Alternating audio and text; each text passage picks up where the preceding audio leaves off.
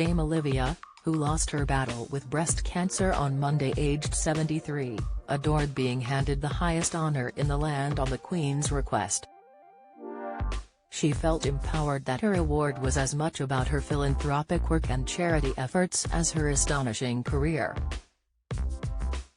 Dame Olivia was looking forward to accepting her damehood from the Queen in Balmoral in 2020, but the pandemic scuppered that planned ceremony. She used the spotlight to help with the Olivia Newton-John Foundation, ONJF, aimed at funding research into kinder therapies to cure cancer. Laughing about the damehood months before she died, the singer admitted, "I always sing the song, 'There Ain't Nothin' Like a Dame' when I hear that title. Dame is such an incredible honor and I still cannot believe it happened. I received an email from the Queen's people saying they would like to give me this honor. I was absolutely thrilled." She was always so upbeat and positive, a Californian friend of Dame Olivia said. Olivia was so deeply touched at that honor from the Queen, it meant the world to her. And she would play around all the time when talking to us or friends, singing that South Pacific song. She was just so upbeat, positive and in great spirits. Her amazing voice always came out when she sang. She was such a natural. She barely ever mentioned cancer at all. It was like she was in denial, simply focused on living life rather than worrying about the alternative.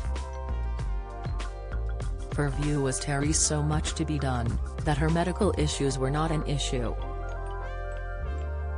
In fact, it was always about helping others that are going through their fights. Olivia was a remarkable inspiration, who appreciated every moment.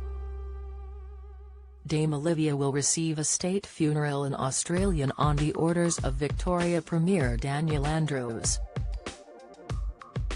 John Travolta, Sir Cliff Richard, Jane Seymour and former co-stars from Grease are expected to attend. She is said to have bonded with both the Queen and Diana, Princess of Wales, when they met, and the royal family will reportedly send a wreath and a card from Her Majesty. The Friend said Cambridge-born Olivia always felt a huge connection to the UK and had love for the royalty, despite growing up in Australia. The artist first met the Queen in the 1970s before attending an event with Diana in Sydney.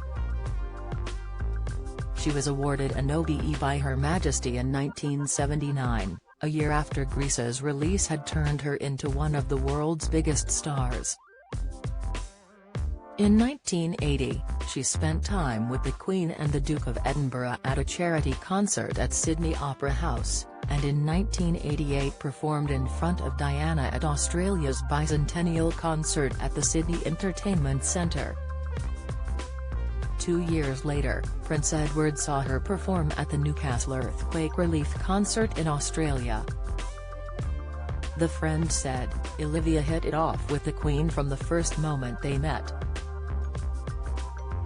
There was a real sense of support from Her Majesty, who not only knew her music, but admired her spirit and drive.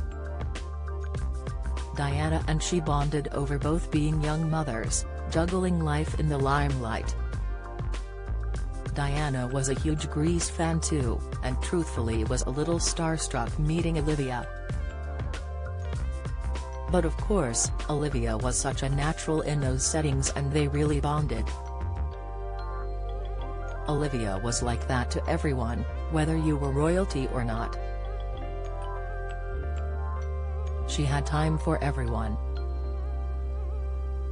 She was first diagnosed with cancer in 1992 and went on to found her foundation to prevent, treat and cure all cancers.